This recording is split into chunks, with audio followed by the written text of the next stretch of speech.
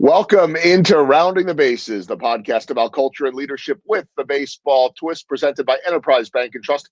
Hashtag no stopping you. My name is Joel Goldberg. Enterprise Bank and Trust was founded by entrepreneurs with the core focus of serving privately owned small and medium-sized businesses who have a story to tell. Enterprise Bank's commitment is to listen, learn, and guide clients to a lifetime of financial success. Enterprise Bank, together, there's no stopping you. I'm coming to you from the Kansas City Audiovisual Studios.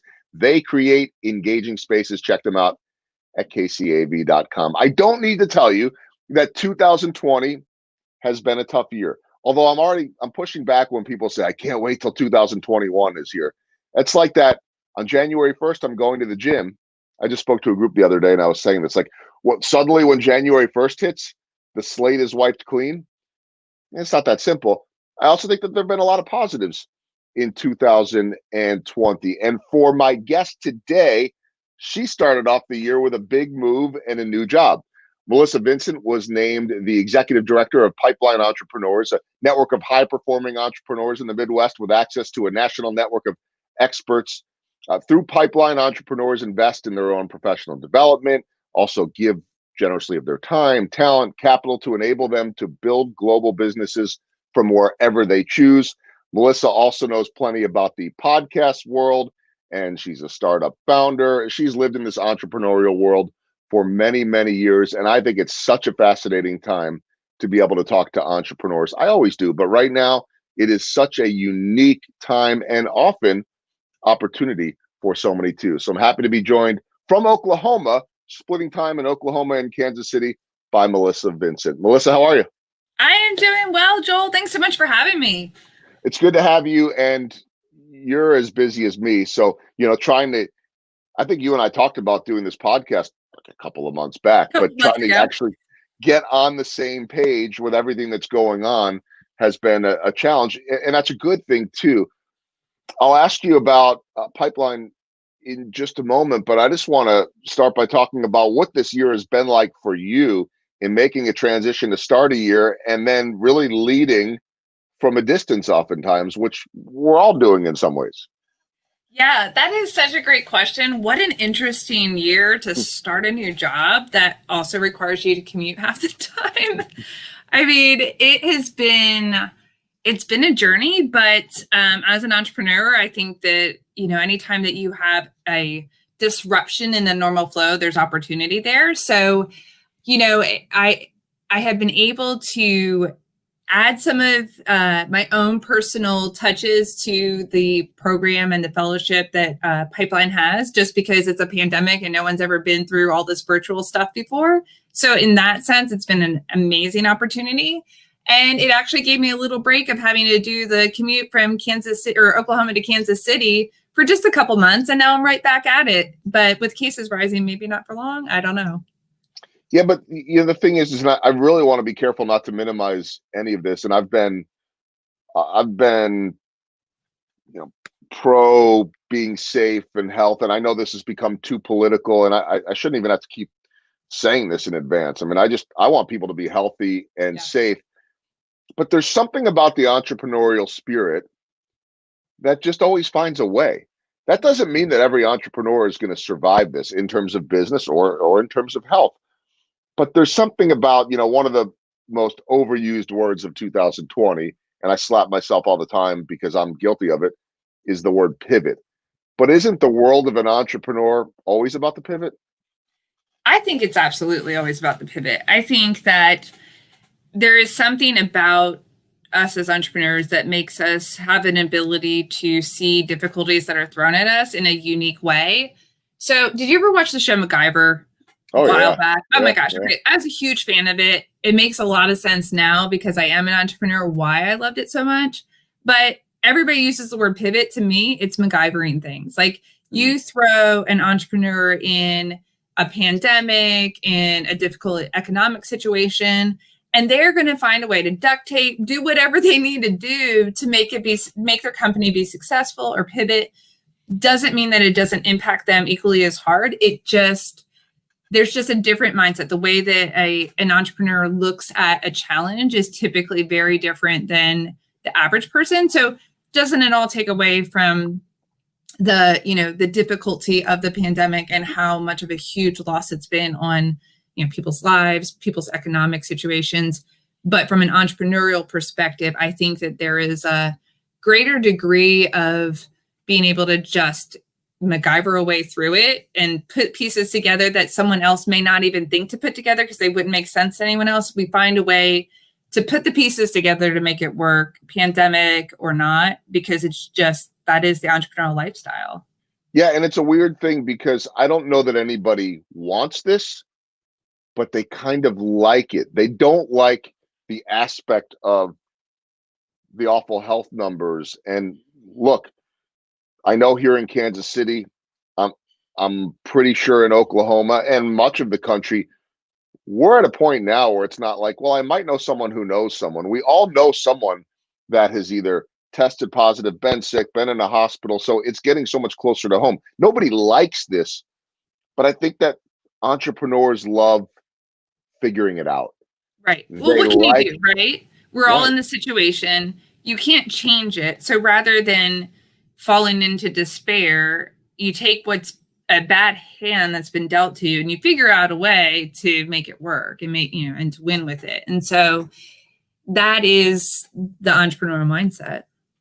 I totally agree. And so before we talk more about Pipeline, I want to know about your background and your mindset, because you've been in the startup world and the entrepreneurial world, I think probably since you got out of school in Pennsylvania. I'm not sure if there were other stops along the way, but tell me about that and your entrepreneurial journey, because I know there have been many stops.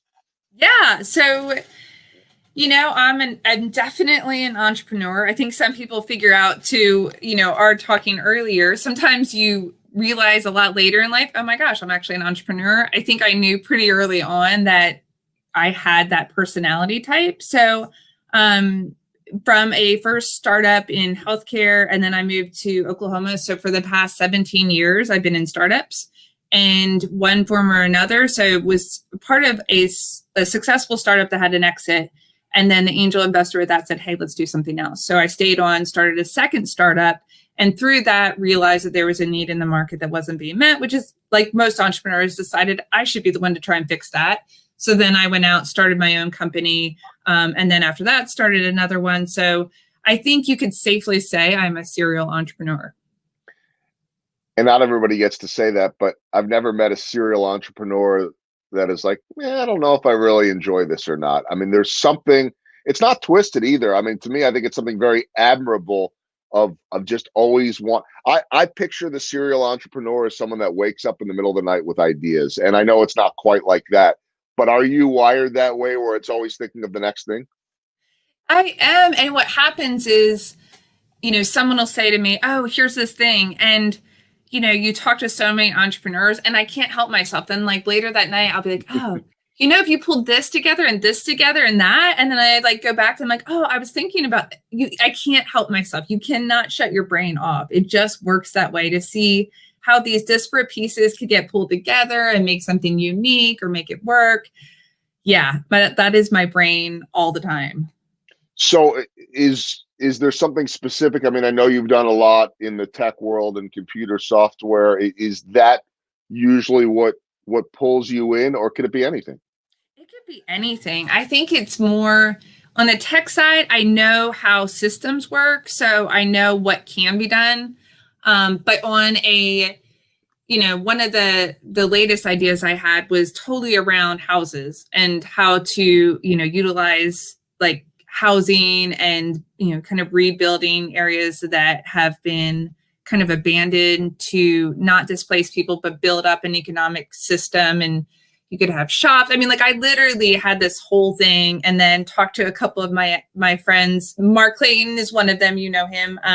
Some of my friends who've been in the NFL who care about that as well. I was like, if we did this, we could pull this together. And they're like, yes, let's do it. And I'm like, well, I mean, I can't do it. I'm doing Pipeline, but I think someone should. Mm-hmm. So it's just, that's it. It's like, you can't stop yourself. It's like, you just see everything there's a problem. It's like, oh, well, my brain has to try and figure out how to solve that. Mm-hmm. And so now you get to really lend that expertise and all of your background and your ability. So maybe it's not you saying, oh, let's do that. Maybe it's you bringing other people together to do that. You take this new job with Pipeline in January, which I'm sure seems like 15 years ago. At this point, it does for all of us. But what was the allure in taking this? And tell us more about Pipeline and this collection of entrepreneurs.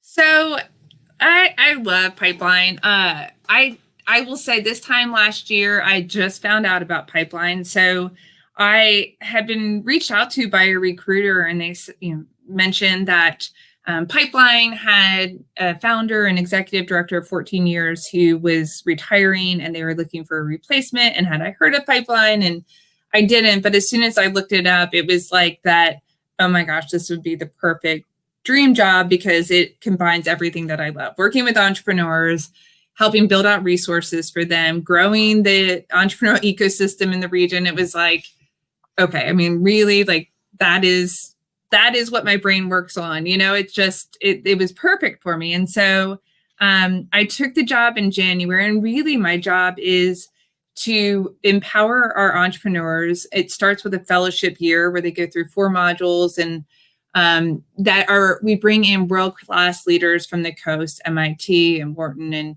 we bring them in. They do the training of these modules that our fellows go through, and then after the fellowship year, they graduate and they have the opportunity to become members. So over 14 years, there's 145 plus members. So and they're at different stages. They're all high growth, but we've had some who, I was just talking to one of our members today who literally is on his second exit from the same company, which is really cool to have 2 exits from one company. And so you have these incredibly successful, well-known entrepreneurs, and then you have other entrepreneurs who are kind of in the middle stage where they're starting to scale, but they're not to exit. And then you have some, who are still pretty early in their high growth, but they're earlier in that. And so trying to figure out resources just in general to meet all those varying stages of entrepreneurs is one thing. And then you throw in a pandemic, and I think it could have been a negative, but instead we went and we have had over 50 virtual professional development sessions. We've tackled things like mental health because, one, it's hard to be an entrepreneur. It's lonely. Not everyone understands. To your point in the beginning, not everybody is an entrepreneur. So not everyone gets the way that your brain thinks. And the craziness that you would go start something all on your own. And just take that leap of faith. So, you need other support, other people who understand the entrepreneurial lifestyle, and then just putting resources. I mean, with the PPP and the SBA loans, all of those things, just trying to keep our members really well informed onto what was going on and what the changes were, how to stay on top of it. I mean, we literally just jumped right in, which is exactly how my personality is. So it's like, let's just jump in and we'll just do weekly programming. And we did. And I think that the gift to me is that I think I know our members and our fellows way better in 11 months. I think it probably would have taken me 3 years to develop the relationships that I've been able to develop in 11 months because I've seen them 50 times on professional development. And they know my heart. And I think that that's such a critical thing when you're taking over for someone else. It's like, well, who's this new person and what's she all about? I don't think that there's a question that the members and fellows know what I'm about. That has been one of the benefits to me of this time, is the ability to get to know people better. As much as it feels like we're on one Zoom call after the next, because we're spending a lot of that time digging deeper and getting to know people and being able to build that trust. I mean, that there again is looking for the advantages, right? The silver linings. So I think one of the interesting things about Pipeline is that you don't have to search high and low to find quality people. If anything, and you and I were talking about this before, you need to search within to say no to people that are probably good enough to do it. I mean, it's a great problem to have, right? How challenging is that, though? Also, how uplifting is it to see how much talent is out there? Oh my gosh, it's so encouraging to see the talent. As I had mentioned to you, we just finished our semifinal interviews for our 2021 fellowship class. And so now it'll go down to final interviews, and then we'll from there select our 13 fellows that will be in our class next year. And this being my first year, it's my first time going through the process, and just hearing, I mean, one, seeing how many people applied. I mean, it was like in a pandemic year, there was a lot of question. And I know other organizations didn't do a class when they normally would have this year because it was like double down on what you had. But our board for Pipeline was like, no, this is when innovation happens. I think, if anything, we should definitely do a class because this is when we think there's going to be a lot of really great entrepreneurs coming out of the woodwork. And it's been absolutely true. We had really great, entrepreneurs, apply, and then we already had to narrow that down. And so this process of going through the semifinal interviews and judging was heartbreaking because you wanted everyone to be, everyone certainly you could have made an argument for every single person that applied to continue forward. So to try to narrow that down, and Lord knows, in 2 weeks when we have to narrow it down even further, how much harder that's going to be. But it truly is. It spoke volumes to me about how much talent there is in the Midwest, which is something that's, I think, understated, but so important to note. And two, I don't have another year to compare to, but the pandemic, I can say, certainly has not hurt our numbers or hurt the quality of applicants that we've gotten through. And I would only say that it's probably made them even better. It's exciting because I see so many of these entrepreneurs, and I know we've already had this theme in the conversation of just creating right now. I'm always excited by seeing what, and I'm not a creator per se, but I'm excited to see what everyone is working on because I know it's going to make our lives better. That's so simple, but it's an exciting and fun process to watch. You're there in the front row seat, seeing it all, or oftentimes involved in it all too. But you mentioned something to me earlier that was really interesting, that you have this opportunity right now to beta test. And I suppose an entrepreneur always wants to be able to beta test, but oftentimes that process has to be sped up or you're at the demand of others. And right now, the freedom and the ability to do all of this, maybe sometimes while others are looking the other way, has to be really empowering. Oh my gosh. Such a great point. And absolutely. It was the first, when the pandemic hit, it was the very first thing that I shared with our team was, okay, we're going to get to beta test. So this is really exciting. Like, we're going to make this into a positive. So let's figure out what we can do that we wouldn't have had a chance to otherwise. And so for us, we already knew we wanted to increase programming and professional development. This gave us a chance to keep costs down by doing everything virtually and then just test what worked. We went through, when you look at the cycle of the pandemic and how that affected things, like in the very beginning, we were doing weekly sessions and they were all around 3 or 4 o'clock because everyone was so exhausted. They just wanted to see their friends and their family who were part of the membership base. So 3 or 4 o'clock, you'd have 60 people showing up which is a lot for one session in the middle of a pandemic. And then as we went on, we realized, okay, people, then when school started to go back after the summer, it was like, okay, well, 3 or 4 o'clock now is kids are, you're trying to get your kids, not everyone's kids are even on the same schedule. So 3 or 4 o'clock didn't work. So then we started moving to lunch because that's when people had time. In the beginning, everybody wanted to be on Zoom. Then as it went on, people got zoomed out. So we started to record. You could watch it in your free time. You didn't have to worry about having the camera on. So it was all these like unique variables that when we first started, we were just like, well, let's just test it out and see what happens. And then as we went on, you see variations and you adjust and you test some more. And then you're like, oh, I wonder if it's this. You play with all the variables until you figure out what works and the why, and you adjust. And to me, it told us a lot about our underlying membership base too, like how much they valued and needed each other, how important that sense of community is. And so for us as an organization, we want to find ways to get the community more involved because we have this awesome brain trust of amazing entrepreneurs and they have each other, but we have to find a way to help the community get a little bit of access to that as well because they need that too. And that's the only way to help people continue to grow and to get into the program is by taking the time to step back and give back. All right, I want to shift gears now. I know you're a football gal. I don't know if you're a baseball person or not. Okay, so I love all sports. And this is going to be sad to say, but baseball's probably, it's not one of my least favorites. I'm a Phillies fan, and back in the day when the Phillies were on fire, I watched them faithfully. So it's not that I'm not a baseball fan. It is just that in the current day and time, I'm NBA and NFL, and NFL's always been my favorite. Yeah, I know that you love NFL and you're in an NBA city too. Anyway, that was a long way of segueing to say that you do not need to be a baseball fan to be on this show, or you can be. But either way, there are baseball themed questions. So we're going to get to those. Brought to you by Kissick Construction, trusted team, reliable partner. Check them out at kissico.com. In your career, what's the biggest home run that you have hit professionally?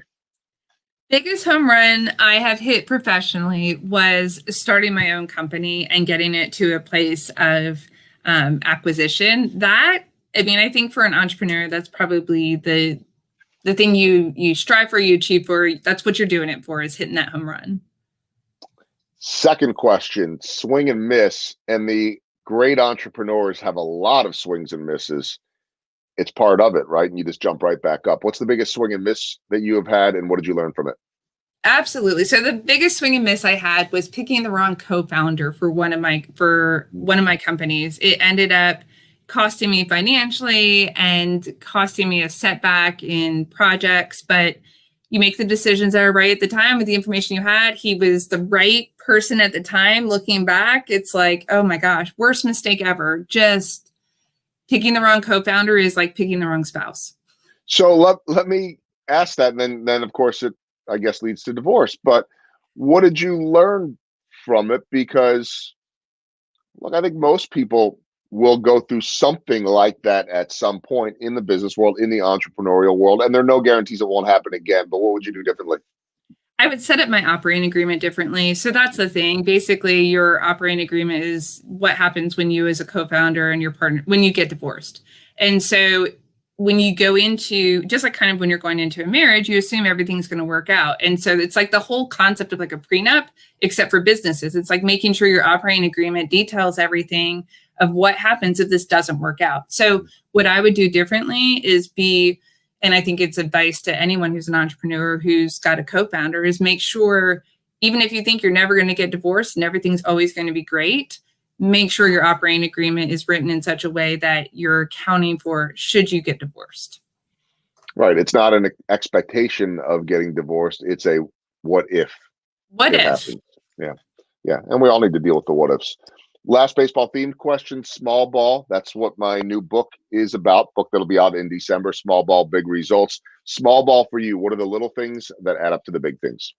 Well, first, can I just say I can't wait for your book to come out. So Thank you. I cannot wait to read it. But two is small ball for me is, so it is doing, and this is going to sound cheesy, but I'll give you an example. It is doing the next right thing. So when you are faced with a daunting task, like, oh my gosh, I took over this organization and all these things have happened in the pandemic, it's very daunting. And so it's like, where do I start, right? What's the small ball? And it's literally doing the next right thing that's in front of you. If you look at it as this global thing, you will be overwhelmed and you won't move forward. But if you just say, okay, what's the next right thing that's in front of me? And I'm going to do that. And then what's the next right thing after that? Then it breaks it down into these small steps. And in the end, you get the right thing done because you focused on the small steps along the way. That is advice and a lesson I think that all of us can learn from. And I hadn't really ever thought about it that way, but it makes so much sense because I always talk about, and many of us do, about doing the right thing. There's a chapter in the book about that. It's one of my small ball elements, doing the right thing, doing the next right thing. I think it's a great focus too, because those challenges will always exist. There will always be a next right thing to do. In the same way that I keep telling people, Melissa, that we all keep wanting to say, I can't wait till we get back to the old way, the norm. It's like, wait a minute, how about we create a new norm? How about we create the next norm? Because there always will be a next. Right. It's a hybrid. It's going to be a hybrid from here on out because this has changed us. And so if you take what you've learned that's good from this experience and then apply it to whatever normalcy comes after this, then you're going to be in a much better place. I love that. Okay, 4 final questions as we round the bases. You mentioned the So you and I have this in common. It's been more years for me since I moved away, but I did grow up outside of Philadelphia. I happened to move away when I was 13 years old, and I'm older than you. So it's been a long, long time since I have been there. So I've kind of lost a lot of those roots and the rooting interests just because, and also living in the world that I do in terms of work and sports. So it's just like, next stop, next stop. And now I've been in Kansas City for so long, I'm a Kansas City guy. But there's something about Philadelphia sports, and that, it's more than just that Rocky thing too. And Eagles fans and Sixers fans and Flyers fans and Phillies fans, they're awfully rabid. Do you have some of that in you? They throw snowballs at Santa. I mean, they're like the worst fans. Hey, yeah, when I was a kid, I remember. Do you remember the catcher Darren Dalton? Oh my gosh, yes. Right. Von Hayes, Darren Dalton, that whole crew, yes. Yeah, all those guys. I remember that they used to do these like, father-son or father-daughter like softball games like once a year. And at that point, Dalton was not established yet. He was struggling. Yeah. And he brought out like his 2-year-old child, and they booed the kid. I've been saying I'm surprised, but I'm totally not. No, it's the equivalent of throwing snowballs at Santa Claus. But with that, I remember walking out of Veterans Stadium as a kid, and the guy was selling, like soft pretzels outside, like $5 for $1 back then. And I yelled, he's like, fresh soft pretzels. And I yelled at him, they're stale. I was like 11 years old. And my dad was like, oh God, no, we're going to get killed. So how rabid of a sports fan were you growing up, or are you now with those Philadelphia roots? So I'm not going to lie. I get a lot of heat for being an Eagles fan, and, in an area where most people are Cowboys fans, which to me is just so wrong. But now I actually love that I get to be around Chiefs fans, because I will say that I like the Chiefs fans, and I like the Chiefs. I mean, I almost feel like I'm a little bit of both, which sounds crazy, but because I'm half here and half in Kansas City, man, my heart, it is hard not to cheer for the Chiefs. I'm just going to say that. And then the Eagles, it's really hard to cheer for them because they drive me crazy, and they're in the NFC least. And I'm just like, oh, it's maddening. So, I feel like I've given myself an out since I'm halftime in Kansas City to be like, it's okay if I'm a halftime Kansas City fan. They're not in the NFC to East together. It's okay. Yeah, you're going down that process that I went down once when I was the 2001 football season. So it would have been, January of 2002. And I'm working in St. Louis, and I'm traveling with the St. Louis Rams. We've already covered them winning a Super Bowl, and now they're on the verge of going back. It's the NFC Championship. And I remember sitting in a press conference in St. Louis the day before, and Andy Reid and Donovan McNabb are in there, and this is my favorite team. But I know personally every single guy on the Rams. I live in that community. I cover that team. I travel with them, and I'm like, I can either see all the guys that I know go to the Super Bowl, and oh, by the way, I go too to cover them in New Orleans, or I could root for my childhood team. And that's where I realized I don't have the same allegiances anymore. Life has changed. That's not the case for everybody. By the way, they did win, and then I was able to go down to New Orleans and watch the unfortunate start of Tom Brady's career, because that was the first of his Super Bowl. Anyway, I'm getting off track here. No, I love it. I could talk sports all day. I know. We'll do that afterwards. Second question, as we round the bases, a thing or two. I could ask you about the podcast world. Tell me about your podcasting history. And you got a lot to talk about, too, in the world of entrepreneurship. Yeah, so I had a podcast that I did for a while, a number of years ago, called Weekly Reboot. And it was just about the ups and downs of startup life, how you have to reboot every single week as an entrepreneur. That is, if you don't reboot every week, then you're just going to inevitably feel like you're failing. And so you just have to each week start over, start fresh, get that encouragement of what other people have done and how they've made it through. So yeah, I love podcasting. I love just being able to hear someone else's story and share their story with the audience. That's my favorite thing about doing this. I mean, I started it to go along with my speaking career, and suddenly realized, wait a minute, I get to tell these stories. Which is awesome. And you're so great at it too. So it's like, thank you. it's just fun, and you meet people. I mean, you mentioned Mark Clayton before. You introduced me to him. He was a phenomenal guest, and we talked some about his NFL career, but we talked more about the entrepreneurship side of it. And by the way, he's the typical entrepreneurial mind because he's all over the place in the best of ways. I don't need to tell you that one either. So, it's fun to be able to tell those stories. Third question as we round the bases, what is, pardon the pun here, what's in the pipeline for Pipeline right now? In the pipeline for Pipeline, we are looking at how do we want to go, like, where do we want to go from here next year? So I love the idea of doing the hybrid where even if everything goes back to normal next year, we know it won't, but let's just say it did. Just being able to actually take what we learned in how much programming we can actually do virtually and applying that next year and expanding that into the community. Okay, so a lot to come, and we should stay tuned for that. By the way, if you want to learn more about Pipeline, you can just go to their website, pipelines.entrepreneurs.com. So that's really simple. If you don't know how to spell entrepreneurs, look it up. If you're in that world, trust me. Okay, last question, the walk-off for Melissa Vincent. And this is outside of Pipeline, but as someone, you mentioned it before, that is constantly thinking of new ideas and how to get involved in this and that, what excites you right now? I mean, big picture stuff. What excites you? Is it still the tech industry? Is it something related to what we're doing now every single day with all this virtual stuff? What excites you down the road? I think looking at social impact. So I think for me, trying to find ways to take what I've learned as an entrepreneur and use those lessons and the technology that we have and the way that we can do that virtually to reach people who otherwise don't have an even playing field. It's exciting. It's very exciting, and there's so much impact that we can make. So if people wanted to learn more about Pipeline Entrepreneurs, I just mentioned it, they can go to pipelineentrepreneurs.com. Anything else? Any bits of advice and I would hope and think that those great entrepreneurs here in the Midwest already know how to get a hold of you or what to do, but how can people find out more or get a hold of you? So the best way to get a hold of me is to just email me. If you're an entrepreneur, even if you're not in the Midwest, we love being a resource. So Melissa at pipeleineentrepreneurs.com.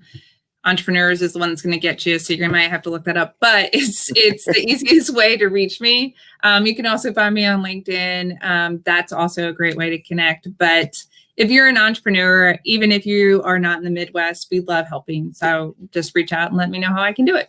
That is the entrepreneurial spirit, not just in creating and developing and all the different ideas. It's helping each other out. There's no question about it. By the way, just quick follow on that thought, and then I'll let you go. Is that a universal thing or is that a Midwest thing? I think it's a universal thing. I think that entrepreneurs, if you can save someone else some of the heartache or lost, revenue, whatever it is, by learning from some of your mistakes, I think we as entrepreneurs are such a quirky little bunch that we recognize other quirky little people who are entrepreneurs as well. And you just want to spare them what you've had to learn the hard way. It's great.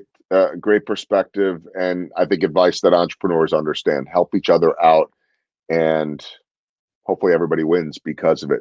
Melissa Vincent is the executive director of Pipeline Entrepreneurs. How about starting a brand new job, not in the middle of a pandemic, preceding a pandemic, and still figuring out how to make it work? Melissa, thanks so much for spending the time today on Rounding the Bases.